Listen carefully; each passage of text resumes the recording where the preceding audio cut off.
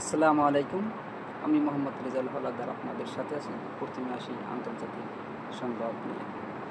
ধৈর্যের বাঁধ ভেঙেছে ইরানের। ইসরায়েলে পড়েছে একের পর এক ক্ষেপণাস্ত্র।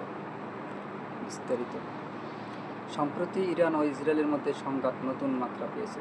সিরিয়ায় রাজধানী দামেস্কে ইরানি কনসুলেটে ইসরায়েলের হামলায় শীর্ষস্থানীয় ইরানি কমান্ডার সহ 11 জন নিহত।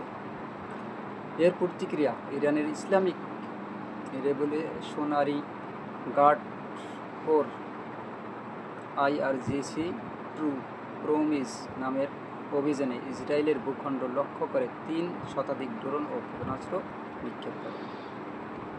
ইসরায়েল দাবি করেছে তাদের আকাশ প্রতিরক্ষা ব্যবস্থা এসব হামলার 99% প্রতিহত করতে সক্ষম হয়েছে, কিন্তু না, এটা তারা মিডিয়া বলে থাকে।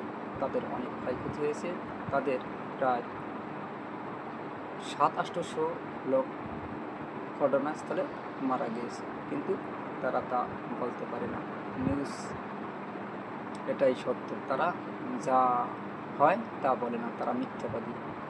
পরবর্তীতে ইসরায়েলের ইরানের ইস্পাহান শহরের কাছে একটি পারমাণবিক স্থাপনার সুরক্ষা নিয়োজিত রাডার ব্যবস্থা লক্ষ্য করে ক্ষেপণাস্ত্র হামলা চালায়। এই হামলায় ইরানের আকাশ প্রতিরক্ষা ব্যবস্থা সক্রিয় হয়ে 3টি ড্রোন ভূপাতিত করে।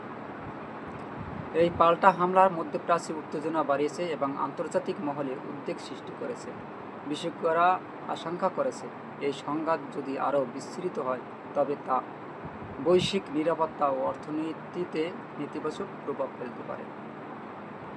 বর্তমানে উভয় পক্ষেই সরাসরি যুদ্ধ এড়াতে চাইছে বলে মনে হচ্ছে, তবে পরিস্থিতি যে কোনো সময় পরিবর্তিত হতে পারে, তাই আন্তর্জাতিক সম্প্রদায়ের সতর্ক দৃষ্টি প্রয়োজন।